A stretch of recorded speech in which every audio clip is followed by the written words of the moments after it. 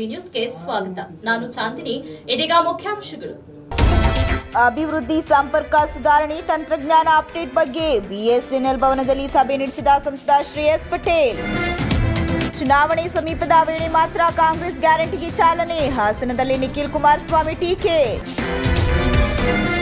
ಹಾಸನದಲ್ಲಿ ಗಾಂಧಿ ಭವನದಲ್ಲಿ ಫೆಬ್ರವರಿ 23ರಂದು ಬಿಜಿವಿಎಸ್ 9ನೇ ಸಮ್ಮೇಳನ ಕಾರ್ಯಕ್ರಮದ ಸಂಘಟಕರಾದ ಡಾಕ್ಟರ್ ಎ ಸಾವಿತ್ರಿ ಅಹಮದ್ ಹಗರೆ ಮಾಹಿತಿ. ಲೋಕಸಭಾ ಸದಸ್ಯ ಶ್ರೇಯಸ್ ಎಂ ಪಟೇಲ್ ಅವರ ಅಧ್ಯಕ್ಷತೆಯಲ್ಲಿ ಹಾಸನ ಬಿಎಸ್ಎನ್ಎಲ್ ಭವನದ 2ನೇ ಮಹಡಿಯ ಸಭಾಂಗಣದಲ್ಲಿ ತುಮಕೂರು ವ್ಯಾಪಾರ ವಲಯದ ಟಾಕ್ ಸಭೆ ಯಶಸ್ವಿಯಾಗಿ ಜರುಗಿತು. ಹಾಸನ ಬಿಎಸ್ಎನ್ಎಲ್ ಭವನದ 2ನೇ ಮಹಡಿಯ ಸಭಾಂಗಣದಲ್ಲಿ ತುಮಕೂರು ವ್ಯಾಪಾರ ವಲಯದ ಟಾಕ್ ಸಭೆ ಯಶಸ್ವಿಯಾಗಿ ಜರುಗಿತು. ಸಭೆಯಲ್ಲಿ ವಲಯದ ಪ್ರಮುಖರು, ಬಿಎಸ್ಎನ್ಎಲ್ ಅಧಿಕಾರಿಗಳು ಹಾಗೂ ಇನ್ನಿತರ ಗಣ್ಯರು ಭಾಗವಹಿಸಿ ವ್ಯಾಪಾರ, ಅಭಿವೃದ್ಧಿ, ಸಂಪರ್ಕ ಸುಧಾರಣೆ ಹಾಗೂ ತಂತ್ರಜ್ಞಾನ ಅಪ್ಡೇಟ್ ಬಗ್ಗೆ ಸಂಸದರ ಜೊತೆ ಚರ್ಚೆಯನ್ನು ನಡೆಸಿದರು. ಹಾಸನ ಜಿಲ್ಲೆಯಲ್ಲಿ ಬಿಎಸ್ಎನ್ಎಲ್ ಸೇವೆ ಹಳ್ಳಿ ಹಳ್ಳಿಗೂ ತಲುಪೋಕೆ ವ್ಯವಸ್ಥೆಯನ್ನು ಮಾಡುವಂತೆ ಅಧಿಕಾರಿಗಳಿಗೆ ಹೇಳಿದರು. ಬಹಳ ಸಮಸ್ಯೆಗಳು ಕಾಡುತ್ತಿರುವ ಸಕಲೇಶಪುರ, ಚನ್ನರಾಯಪಟ್ಟಣ, ಹಳ್ಳಿ ಮೈಸೂರು ಸೇರಿದಂತೆ ಅನೇಕ ಪ್ರದೇಶದ ಅಧಿಕಾರಿಗಳೊಂದಿಗೆ ಸಮಾಲೋಚನೆಯನ್ನು ನಡೆಸಿ ವಿದ್ಯಾರ್ಥಿಗಳಿಗೆ ಸಂಬಂಧಿಸಿದ ಸೇವೆಗಳ ಬಗ್ಗೆ ಮಾಹಿತಿಯನ್ನು ಪಡೆದರು. ಬಿಎಸ್ಎನ್ಎಲ್ ಪ್ರಮುಖ ಸೇವೆಗಳ ಬಗ್ಗೆ ಜನರಿಗೆ ಮಾಹಿತಿ ಇಲ್ಲ, ಹೆಚ್ಚು ಪ್ರಚಾರ ಪಡಿಸುವ ಅಗತ್ಯವಿದೆ ಅಂತ ಅಭಿಪ್ರಾಯಪಟ್ಟರು. ಈ ಸಂದರ್ಭದಲ್ಲಿ general manager Digambar Kumar, DGM Satish Anand, Uma Girish ಸೇರಿದಂತೆ ಹಲವು ಅಧಿಕಾರಿಗಳು ಸಭೆಯಲ್ಲಿ ಭಾಗವಹಿಸಿದರು. ಕೇವಲ ಚುನಾವಣೆ ಹತ್ತಿರ ಬಂದ ಸಂದರ್ಭದಲ್ಲಿ ಮಾತ್ರ ಗ್ಯಾರಂಟಿ ಹಣವನ್ನ ಕೊಡುವ ಕಾಂಗ್ರೆಸ್ ಸರ್ಕಾರಕ್ಕೆ ಉಳಿದ ಸಮಯದಲ್ಲಿ ನೆನಪು ಬರೋದಿಲ್ಲ ಎಂದು ಹಾಸನದಲ್ಲಿ ಜೆಡಿಎಸ್ ಪಕ್ಷದ ಯುವ ಘಟಕ ಅಧ್ಯಕ್ಷ ನಿಖಿಲ್ ಕುಮಾರಸ್ವಾಮಿ ಟೀಕಿಸಿದರು. ನಗರದ ಸಮೀಪ ಖಾಸಗಿ ರೆಸಾರ್ಟ್ ಒಂದರಲ್ಲಿ ಹಾಸನ, ಚಿಕ್ಕಮಗಳೂರು, ಶಿವಮೊಗ್ಗ ಜಿಲ್ಲೆಯ ಪಕ್ಷದ ಜಿಲ್ಲಾಧ್ಯಕ್ಷರು, ಹಾಲಿ ಮಾಜಿ ಶಾಸಕರು ಕಳೆದ ವಿಧಾನಸಭಾ ಚುನಾವಣೆ ಪರಾಜಿತ ಅಭ್ಯರ್ಥಿಗಳ ಸಭೆಯನ್ನು ನಡೆಸಿದ ಬಳಿಕ ಮಾಧ್ಯಮದೊಂದಿಗೆ ಮಾತನಾಡಿದ ಅವರು, ಚನ್ನಪಟ್ಟಣ, ಶಿಗ್ಗಾವಿ, ಸಂಡೂರು ಉಪಚುನಾವಣೆ ಸಮಯದಲ್ಲಿ ಗೃಹಲಕ್ಷ್ಮಿ ಹಣ ಕೊಡಲಾಗಿತ್ತು. ಆದರೆ ಮನೆಯಲ್ಲಿ ಗೃಹಿಣಿಯರು ಗೃಹಲಕ್ಷ್ಮಿ ಹಣ ಬರುತ್ತೆ ಅಂತ ಕಾದಿದ್ದಾರೆ. ಮುಂದೆ ಜಿಲ್ಲಾ ಪಂಚಾಯತ್ ಮತ್ತು ತಾಲೂಕು ಪಂಚಾಯತ್ ಚುನಾವಣೆ ಘೋಷಣೆ ಆದರೆ ಮಾತ್ರ ಗೃಹಲಕ್ಷ್ಮಿಯ ಹಣ ಹಾಕ್ತಾರೆ. ಇವರಿಗೆ ಚುನಾವಣೆ ವೇಳೆ ಮಾತ್ರ ಗ್ಯಾರಂಟಿ ನೆನಪಿಗೆ ಬರುತ್ತೆ ಅಂತ ವ್ಯಂಗ್ಯವಾಡಿದರು. ಮುಂದೆ ನಡೆಯಲಿರುವ ಜಿಲ್ಲಾ ಪಂಚಾಯತ್ ಮತ್ತು ತಾಲೂಕು ಪಂಚಾಯತ್ ಚುನಾವಣೆ ಕುರಿತು ನಾವು ಸಭೆ ಮಾಡಿದ್ದೇವೆ. ಈಗಾಗಲೇ ಪಕ್ಷದ ಸದಸ್ಯತ್ವ ನೋಂದಣಿ ವೇಗವಾಗಿ ನಡೆಯುತ್ತಿದೆ. ಹಾಸನ, ಶಿವಮೊಗ್ಗ, ಚಿಕ್ಕಮಗಳೂರು ಜಿಲ್ಲೆಯ ಶಾಸಕರು, ಮಾಜಿ ಶಾಸಕರು, ಮುಖಂಡರು ಸಭೆಯಲ್ಲಿ ಭಾಗವಹಿಸಿದ್ದಾರೆ ಅಂತ ತಿಳಿಸಿದರು. ಇಂದಿನ ಹಾಸನ ಜಿಲ್ಲೆಯ ದೃಶ್ಯ ಮಾಧ್ಯಮ ಹಾಗೂ ಪತ್ರಿಕಾ ಮಾಧ್ಯಮದ ಸ್ನೇಹಿತರು ನಮ್ಮ ಪಕ್ಷದ ಚೌಕಟ್ಟಿನಲ್ಲಿ ಮುಂಬರ್ತಕ್ಕಂಥ ಜಿಲ್ಲಾ ಪಂಚಾಯಿತಿ ಚುನಾವಣೆ ಹಾಗೂ ಈಗಾಗಲೇ ಸನ್ಮಾನ್ಯ ದೇವೇಗೌಡರು ಸಾಹೇಬರ ಮಾರ್ಗದರ್ಶನದ ಅಡಿ ಚಾಲನೆಯನ್ನು ಕೊಟ್ಟಿರ್ತಕ್ಕಂಥ ಸದಸ್ಯತ್ವ ನೋಂದಣಿ ಈಗಾಗಲೇ ರಾಜ್ಯಾದ್ಯಂತ ಹಲವಾರು ಜಿಲ್ಲೆಗಳಲ್ಲಿ, ತಾಲೂಕುಗಳಲ್ಲಿ ಈಗಾಗಲೇ ಭಾಳ ವೇಗವಾಗಿ ನಡೀತಾ ಇದೆ. ಆ ಹಿನ್ನೆಲೆಯಲ್ಲಿ ಇವತ್ತು ಹಾಸನ ಜಿಲ್ಲೆ ಸೇರಿದಂತೆ ಶಿವಮೊಗ್ಗ ಮತ್ತು ಚಿಕ್ಕಮಗಳೂರು ಜಿಲ್ಲೆಯ ಎಲ್ಲ ಪ್ರಮುಖ ಮುಖಂಡರುಗಳು, ಮಾಜಿ ಶಾಸಕರು ಹಾಗೂ ಕಳೆದ ಸಾರ್ವತ್ರಿಕ ಚುನಾವಣೆಯಲ್ಲಿ ಅಭ್ಯರ್ಥಿಗಳಾಗಿ ಪಕ್ಷದ ಚಿಹ್ನೆ ಅಡಿ ಸ್ಪರ್ಧೆ ಮಾಡಿರ್ತಕ್ಕಂಥ ಎಲ್ಲ ಪ್ರಮುಖರು ಕೂಡ ಇವತ್ತು ಸೇರಿದ್ದೇವೆ. ಅನೇಕ ವಿಚಾರಗಳ ಬಗ್ಗೆ ಇವತ್ತು ಚರ್ಚೆಯನ್ನು ಮಾಡಿದ್ದೇವೆ.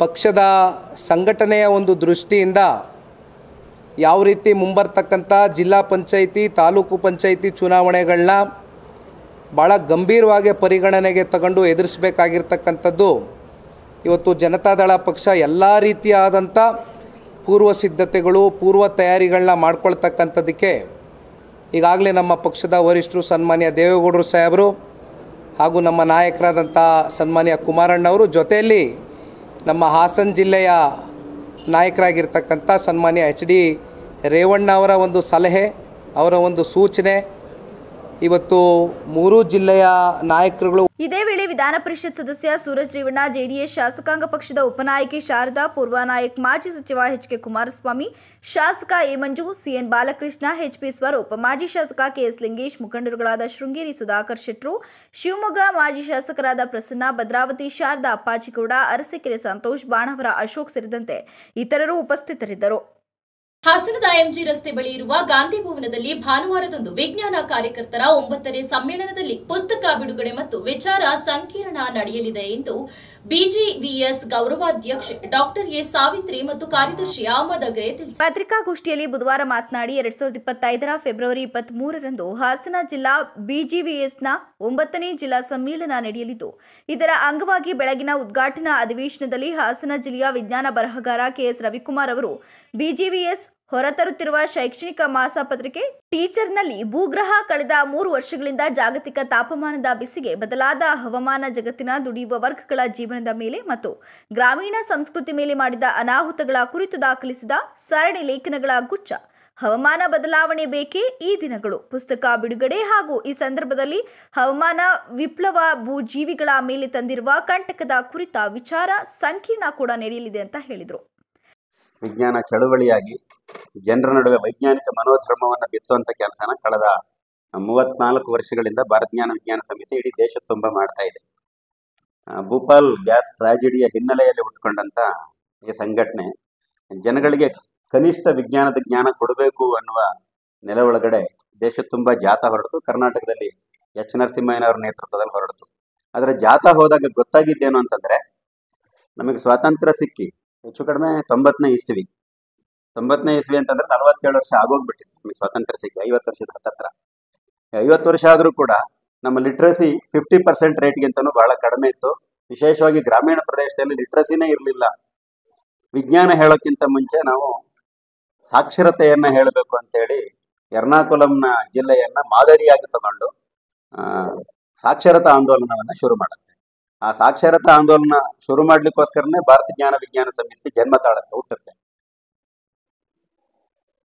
ಆಗ ಗೊತ್ತಾಗಿದ್ದು ರಾಷ್ಟ್ರೀಯ ಭಾವೈಕ್ಯತೆ ಮತ್ತು ಸ್ವಾವಲಂಬನೆಗಾಗಿ ವಿಜ್ಞಾನ ಮತ್ತು ಸಾಕ್ಷರತೆ ಎರಡೂ ಇರಬೇಕು ಅಂತೇಳಿ ಒಂದು ಗಟ್ಟಿ ಧ್ವನಿಯ ಹಾಕಿ ಕೇಂದ್ರ ಸರ್ಕಾರಕ್ಕೆ ಹಲವಾರು ಮನವಿ ಕೊಟ್ಟು ನ್ಯಾಷನಲ್ ಲಿಟ್ರಸಿ ಮಿಷನ್ ಸ್ಥಾಪನೆ ಮಾಡಲಿಕ್ಕೆ ಒಂದಿಷ್ಟು ಒತ್ತಾಸೆ ಆಗುತ್ತೆ. ಆಮೇಲೆ ಲಿಟ್ರಸಿ ಕ್ಯಾಂಪೇನ್ ನಡೆಯುತ್ತೆ. ಲಿಟ್ರಸಿಯನ್ನು ಗಟ್ಟಿ ಮಾಡ್ಲಿಕ್ಕೆ ಹುಟ್ಕೊಂಡ ನಂತರದಲ್ಲಿ ಶಾಲಾ ಶಿಕ್ಷಣವನ್ನು ಆನಂದದಾಯಕವಾಗಿರ್ಬೇಕು ಅಂತ ಸ್ಕೂಲ್ಗೆ ಹೋಗುವಾಗ ಈ ಪತ್ರಿಕಾಗೋಷ್ಠಿಯಲ್ಲಿ ಬಿಜಿವಿಎಸ್ ಜಿಲ್ಲಾಧ್ಯಕ್ಷ ಎಚ್ಟಿ ಗುರುರಾಜ್, ಜಿಲ್ಲಾ ಉಪಾಧ್ಯಕ್ಷ ಮಮತಾ ಶಿವು, ತಾಲೂಕಿನ ಅಧ್ಯಕ್ಷ ಎಚ್ಜಿ ಮಂಜುನಾಥ್, ಸಹ ಕಾರ್ಯದರ್ಶಿ ಚಿನ್ನೇನಹಳ್ಳಿ ಸ್ವಾಮಿ ಇತರರು ಉಪಸ್ಥಿತರಿದ್ದರು. ಹಾಸನ ಜಿಲ್ಲೆಯ ಉಸ್ತುವಾರಿಯಾಗಿ ಯಾವುದೇ ಅಭಿವೃದ್ಧಿ ಮಾಡಲು ಸಾಧ್ಯವಾಗದೇ ಇದ್ದಲ್ಲಿ ರಾಜೀನಾಮೆ ನೀಡಿ ಹೊರ ಹೋಗುವುದು ಉತ್ತಮ ಎಂದು ಕೆಎನ್ ರಾಜಣ್ಣ ವಿರುದ್ಧ ಸಮಾಜ ಸೇವಕ ಅಕ್ಮಲ್ ಜಾವೇದ್ ಆಗ್ರಹಿಸಿದರು. ಪತ್ರಿಕಾಗೋಷ್ಠಿಯಲ್ಲಿ ಬುಧವಾರ ಮಾತನಾಡಿ ಉಸ್ತುವಾರಿ ಸಚಿವರಾದ ಕೆಎನ್ ರಾಜಣ್ಣ ಅವರೇ, ನಮಸ್ಕಾರ. ಹಾಸನದ ಉಸ್ತುವಾರಿಯಾಗಿ ಹಾಸನದ ಜನತೆಗೆ ತಾವು ನೀಡುತ್ತಿರುವ ಗೌರವವಾದರೂ ಏನು? ಹಾಸನದಲ್ಲಿ ಎಷ್ಟು ಕಾಮಗಾರಿಗಳ ಗುದ್ದಲಿ ಪೂಜೆ ನೆರವೇರಿಸಿದ್ದೀರಾ? ಎಷ್ಟು ಉದ್ಯೋಗ ಸೃಷ್ಟಿಸಿದ್ದೀರಾ? ಒಮ್ಮೆ ಸಾರ್ವಜನಿಕವಾಗಿ ಪ್ರಕಟಿಸಿ. ರಾಜ್ಯದ ಜನತೆ ಸರ್ಕಾರದ ಬೊಗಸೆಯನ್ನು ತುಂಬಿಸ್ತಾರೆ. ತಮ್ಮ ಖರ್ಚು ವೆಚ್ಚಗಳನ್ನು ಸರ್ಕಾರದ ವತಿಯಿಂದ ನೋಡ್ಕೊಳ್ತಾರೆ. ನಿಮಗೆ ಓಡಾಡೋಕ್ಕೆ ಕಾರು, ವಾಸಿಸೋಕೆ ಬಂಗಲೆಯನ್ನು ಜನಸೇವೆಗಾಗಿ ನೀಡುತ್ತಾರೆ. ಫೋನ್ ಸಹ ನೀಡ್ತಾರೆ. ನಿಮ್ಮ ಕುಟುಂಬದ ಆರೋಗ್ಯ ವೆಚ್ಚವನ್ನು ನಮ್ಮ ತೆರಿಗೆ ಹಣದಿಂದ ಸರ್ಕಾರವೇ ಭರಿಸುತ್ತೆ. ಜನರಿಗೆ ಸಮಸ್ಯೆ ಆದಾಗ ತಮ್ಮ ಗಮನಕ್ಕೆ ತರಲು ತಮ್ಮ ಊರಿಗಾಗಲಿ, ರಾಜ್ಯ ರಾಜಧಾನಿ ಕಚೇರಿಗಾಗಲಿ ಅಥವಾ ಎಲ್ಲೇ ಕಂಡರೂ ಭೇಟಿಯಾಗೋಕೆ ಬಂದರೆ ನಾಳೆ ಬನ್ನಿ ಅನ್ನುವ ಉಡಾಫಿ ಉತ್ತರವನ್ನ ನೀಡ್ತೀರಾ. ನಿಮ್ಮ ನಡೆಗೆ ಖಂಡನೀಯ ಅಂತ ತಿಳಿಸಿದರು. ಒಂದು ಸಚಿವರು ಅಂದರೆ ಬಹಳಷ್ಟು ಜವಾಬ್ದಾರಿ ಇರುತ್ತದೆ. ಯಾವುದೇ ಒಂದು ಜನಸಾಮಾನ್ಯ ಅವರಿಗೆ ಭೇಟಿಯಾಗಲು ಹೋದಾಗ ಅವರ ಸ್ವಂತ ಪಕ್ಷದ ಕಾರ್ಯಕರ್ತನೇ ಆಗಲಿ ಅಥವಾ ಸಾರ್ವಜನಿಕರೇ ಆಗಲಿ ಅಥವಾ ಇನ್ನೊಂದು ಪಕ್ಷದ ಕಾರ್ಯಕರ್ತರೇ ಆಗಲಿ, ಅವರ ಕುಂದುಕೊರತೆಗಳನ್ನು ತಿಳಿದು ಏನಿದೆ ಉತ್ತರನ ಕೊಡಬೇಕಾಗುತ್ತೆ. ನಾನು ತಮ್ಮಲ್ಲಿ ಈ ಮೂಲಕ ರಾಜಣ್ಣ ಅವರಿಗೆ ಕೇಳಿಕೊಳ್ಳುವುದು ಏನೆಂದರೆ, ಅವರು ನಮ್ಮ ಜಿಲ್ಲೆಯ ಸಚಿವರು ಆದ ಮೇಲೆ ಅವರು ಎಷ್ಟು ಕಾಮಗಾರಿಗಳಿಗೆ ಗುದ್ದಲಿ ಪೂಜೆ ಮಾಡಿದ್ದಾರೆ, ಎಷ್ಟು ಉದ್ಯೋಗ ಸೃಷ್ಟಿ ಮಾಡಿದ್ದಾರೆ ಅನ್ನೋದು ಸಾರ್ವಜನಿಕವಾಗಿ ಅವರು ಪ್ರಕಟಿಸಬೇಕು. ಅವರಿಗೆ ಎಲ್ಲ ಅನುಕೂಲಗಳು ನಾವು ಪ್ರಜೆಗಳು ನೀಡುತ್ತೇವೆ. ಓಡಾಡಕ್ಕೆ ವಾಹನ ಕೊಡ್ತೀವಿ, ಮೊಬೈಲ್ ಕೊಡ್ತೀವಿ. ಅವರ ಆರೋಗ್ಯ ಸಮಸ್ಯೆ ಏರ್ಪೇರಾದರೆ ಅದಕ್ಕೆ ಏನು ಬೇಕು ವ್ಯವಸ್ಥೆನ ಸರ್ಕಾರದ ವತಿಯಿಂದ ಆಗಂಗೆ ನಡೆಸ್ತೀವಿ. ಆದರೆ ಈ ರಾಜಣ್ಣ ಅವರಿಗೆ ಕೆಲವು ವಿಷಯಗಳು ನಮ್ಮ ಹಾಸನ ಜಿಲ್ಲೆಯ ಬಗ್ಗೆ ಗೊತ್ತಿಲ್ಲ ಅನ್ಸುತ್ತೆ. ಈ ಪತ್ರಿಕಾಗೋಷ್ಠಿಯಲ್ಲಿ ಆಜಾದ್ ಪಾಷಾ, ಅಜಾರ್, ತೌಹೀದ್ ಇತರರು ಉಪಸ್ಥಿತರಿದ್ದರು. ಅನ್ಯಾಯ ಮತ್ತು ಅಕ್ರಮವನ್ನ ಪ್ರಶ್ನಿಸಿದ್ರೆ ನಮ್ಮ ವಿರುದ್ಧ ಹಾಗೂ ನಮ್ಮ ನಾಯಕರಾದ ಎನ್ಆರ್ ಸಂತೋಷಣ್ಣ ವಿರುದ್ಧ ಇಲ್ಲಸಲ್ಲದ ಆರೋಪಗಳನ್ನ ಮಾಡಿ ದಲಿತ ದೌರ್ಜನ್ಯ ಕೇಸು ದಾಖಲಿಸಿ ಬೆದರಿಸುವುದು ಸರಿಯಲ್ಲ ಎಂದು ಹಾಸನದಲ್ಲಿ ಅಂಬೇಡ್ಕರ್ ಯುವ ಸಂಘದ ಪ್ರಧಾನ ಕಾರ್ಯದರ್ಶಿ ಎಎಸ್ ಶಿವನ್ ರಾಜ್ ತಿಳಿಸಿದರು. ಪತ್ರಿಕಾಗೋಷ್ಠಿಯಲ್ಲಿ ಬುಧವಾರ ಮಾತನಾಡಿ ಅರಸೀಕೆರೆ ತಾಲೂಕು ಕಸಬಾ ಹೋಬಳಿ ಆದಿಹಳ್ಳಿ ಗ್ರಾಮದಲ್ಲಿ 15ಕ್ಕೂ ಹೆಚ್ಚು ದಲಿತ ಕುಟುಂಬಗಳಿಗೆ ಸೇರಿದಂತಹ ಸರ್ವೆ ನಂಬರ್ 93ರಲ್ಲಿರುವ ಅಂದಾಜು 300 ಎಕರೆ ಜಮೀನನ್ನ ಉಳುಮೆ ಮಾಡ್ಕೊಂಡು ಬಂದಿರ್ತಾರೆ. ದಲಿತರ ಪರವಾಗಿ ಇರಬೇಕಾದಂತ ಹಾಗೂ ನ್ಯಾಯವನ್ನ ಪರಿಶೀಲಿಸಿ ನೊಂದವರಿಗೆ ನ್ಯಾಯವನ್ನ ಕೊಡಿಸಬೇಕಾದಂತ ಮಾನ್ಯ ದಂಡಾಧಿಕಾರಿಗಳು ಪ್ರಭಾವಿಗಳ ಒತ್ತಡಕ್ಕೆ ಮಣಿದು ದಲಿತರ ಜಮೀನನ್ನ ಕಿತ್ತು ಅನ್ಯ ಸಮಾಜದ ಪ್ರಭಾವಿಗಳಿಗೆ ಕೊಡೋಕೆ ಹುನ್ನಾರ ನಡೆಸ್ತಾರೆ ಅಂತ ದೂರಿದರು.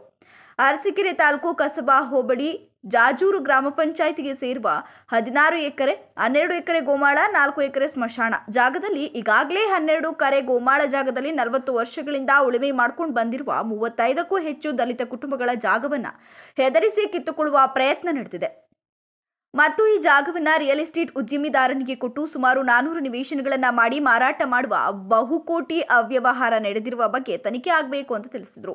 ಬೇರೆ ಅನ್ಯ ಸಮಾಜದವರಿಗೆ ಜಮೀನು ಕೊಡಲು ಶಾಸಕರ ಕುಮ್ಮಕ್ಕಿನಿಂದ ಮಾನ್ಯ ದಂಡಾಧಿಕಾರಿಗಳು ಹುನ್ನಾರ ನಡೆಸಿರ್ತಾರೆ. ಇದರ ವಿರುದ್ಧ ನಾವುಗಳು ಸಾಕಷ್ಟು ಸಲ ಅರಸೀಕೆರೆನಲ್ಲಿ ಅವ್ರ ಗಮನಕ್ಕೆ ತಂದಿದ್ದೀವಿ, ಆದರೂ ಪ್ರಯೋಜನ ಆಗಿಲ್ಲ. ಅದರಿಂದ ತಮ್ಮ ಮುಖಾಂತರ ಅವರಿಗೆ ನ್ಯಾಯ ಕೊಡಿಸೋದಕ್ಕೆ ನಾವು ಈ ದಿನ ಪತ್ರಿಕಾಗೋಷ್ಠಿಯನ್ನು ಕರೆದಿದ್ದೀವಿ. ಹಾಗೆ ಜಾಜೂರು ಅರಸೀಕೆರೆ ಜಾಜೂರು ಗ್ರಾಮ ಪಂಚಾಯತಿ ಸಂಬಂಧಪಟ್ಟ 16 ಎಕರೆ, ಅದರಲ್ಲಿ 4 ಎಕರೆ ಸ್ಮಶಾನ, 12 ಎಕರೆ ಗೋಮಾಳ, ಈ ಜಾಗದ ಸುತ್ತ ಒಂದು 2 ಎಕರೆನ ಏನು ಡೆವಲಪರ್ಸಿಗೆ ಕೊಟ್ಟು ಈ ಜಾಗ ದಲಿತರ ಕುಟುಂಬಗಳು 34 ದಲಿತ ಕುಟುಂಬ ಜೀವನ ನಡೆಸ್ತಾ ಇದ್ದಾರೆ. ಇವ್ರನ್ನ ಒಕ್ಕಲೆಬ್ಸಿ ಅಲ್ಲಿ ಲೇಔಟ್ ಮಾಡೋದಕ್ಕೆ ಹುನ್ನಾರ ನಡೆಸ್ತಾ ಇದ್ದಾರೆ. ಇದನ್ನ ಕೈ ಬಿಡಬೇಕೆಂದು ಈ ಮುಖಾಂತರ ಕೇಳ್ಕೊಳ್ತಾ ಇದ್ದೀವಿ.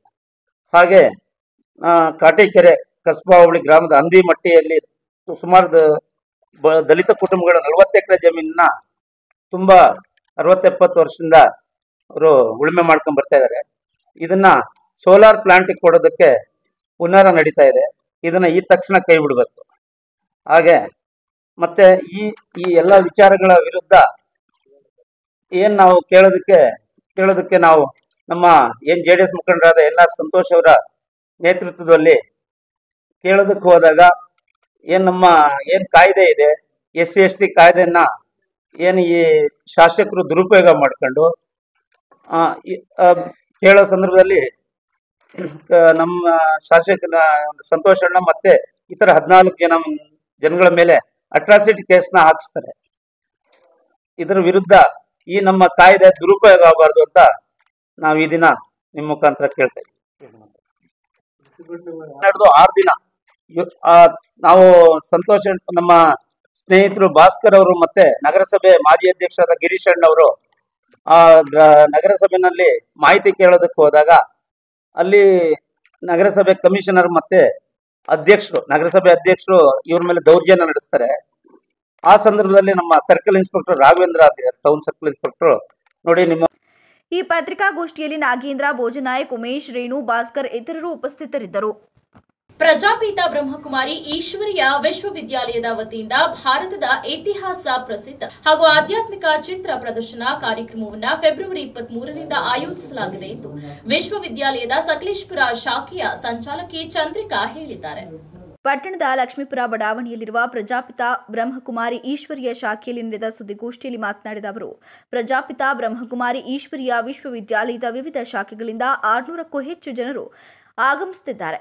ಅದೇ ರೀತಿ ಸಕಲೇಶಪುರದ ಜನತೆಯು ಈ ಕಾರ್ಯಕ್ರಮಕ್ಕೆ ಹೆಚ್ಚಿನ ಸಂಖ್ಯೆಯಲ್ಲಿ ಭಾಗವಹಿಸಬೇಕು ಅಂತ ಮನವಿಯನ್ನ ಮಾಡಿದರು.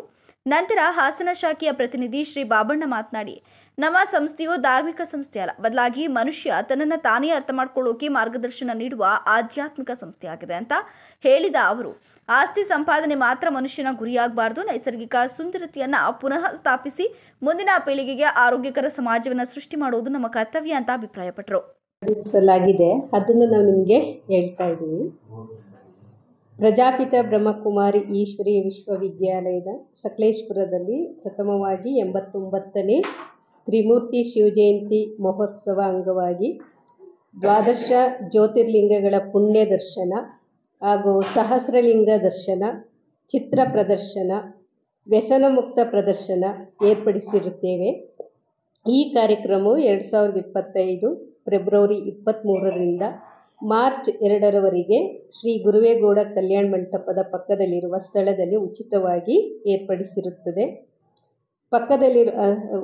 ಏರ್ಪಡಿಸಲಾಗಿರುತ್ತದೆ. ಇದರ ನಂತರ ಸತ್ಯದ ಅನುಭೂತಿಗಾಗಿ ಪ್ರಾಚೀನ ರಾಜಯೋಗ ಧ್ಯಾನ ಶಿಬಿರವನ್ನು ಉಚಿತವಾಗಿ ಏರ್ಪಡಿಸಲಾಗಿದೆ.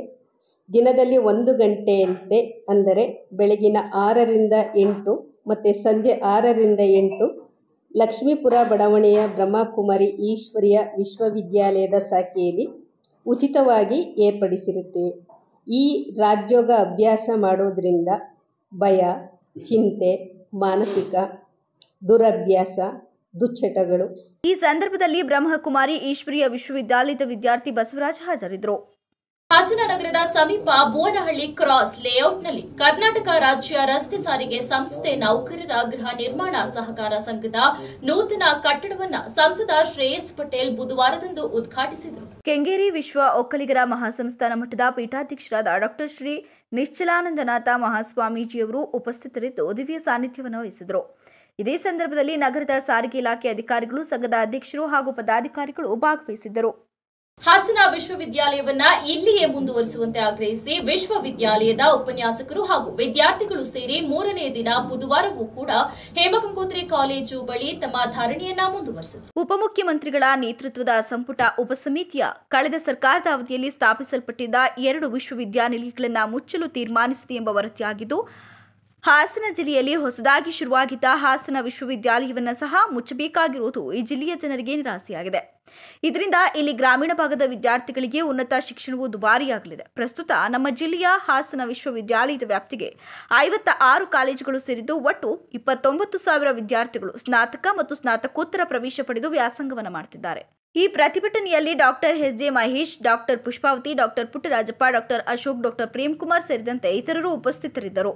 ಇತ್ತೀಚೆಗೆ ಬೆಂಗಳೂರಿನಲ್ಲಿ ನಡೆದ ಇನ್ವೆಸ್ಟ್ ಕರ್ನಾಟಕ ಸಮಾವೇಶದಲ್ಲಿ ಹಾಸನಕ್ಕೆ 720 ಕೋಟಿ ರೂಪಾಯಿಗಳ ವೆಚ್ಚದ ಫುಡ್ ಪಾರ್ಕ್ ಸ್ಥಾಪನೆಗೆ ಒಡಂಬಡಿಕೆಯಾಗಿದೆ ಎಂದು ಹಾಸನದಲ್ಲಿ ಕರ್ನಾಟಕ ವಾಣಿಜ್ಯ ಮತ್ತು ಕೈಗಾರಿಕಾ ಮಹಾಸಂಸ್ಥೆ ರಾಜ್ಯಾಧ್ಯಕ್ಷ ಬಾಲಕೃಷ್ಣ ಮಾಹಿತಿಯನ್ನ ನೀಡಿದರು. ನಗರದಲ್ಲಿ ಮಾಧ್ಯಮದೊಂದಿಗೆ ಮಾತನಾಡಿದ ಅವರು, ಕಿರು ಹಾಗೂ ಮಧ್ಯಮ ಗಾತ್ರದ ಉದ್ದಿಮೆಗಳನ್ನು ಸ್ಥಾಪಿಸೋಕೆ ಹಾಸನ ಸೂಕ್ತ ಸ್ಥಳವಾಗಿದ್ದು, ಅಗತ್ಯ ರಸ್ತೆ ಹಾಗೂ ಮೂಲ ಸೌಕರ್ಯಕ್ಕೆ ಜಿಲ್ಲಾಡಳಿತ ಹಾಗೂ ಸರ್ಕಾರ ಇನ್ನೂ ಹೆಚ್ಚಿನ ಮಟ್ಟದಲ್ಲಿ ಪ್ರೋತ್ಸಾಹ ನೀಡಿದಲ್ಲಿ ಹಾಸನ ಮುಂದಿನ ದಿನಗಳಲ್ಲಿ ಉದ್ಯೋಗಿಕ ಕೇಂದ್ರವಾಗಿ ಬೆಳೆದು ಸಾವಿರಾರು ಯುವಕರಿಗೆ ಉದ್ಯೋಗ ನೀಡುವ ತಾಣವಾಗಬಲ್ಲದು ಎಂದರಲ್ಲದೆ, ಹಾಸನದಲ್ಲಿ ಪ್ರವಾಸೋದ್ಯಮಕ್ಕೆ ಅತಿ ಹೆಚ್ಚಿನ ಅವಕಾಶವಿದ್ದು, ಪ್ರವಾಸೋದ್ಯಮ ಬೆಳೆದರೆ ಜಿಲ್ಲೆಯ ಬೆಳವಣಿಗೆ ಹಾಗೂ ಆರ್ಥಿಕ ಬೆಳವಣಿಗೆ ಎರಡೂ ಸಾಧ್ಯವಾಗಲಿದೆ.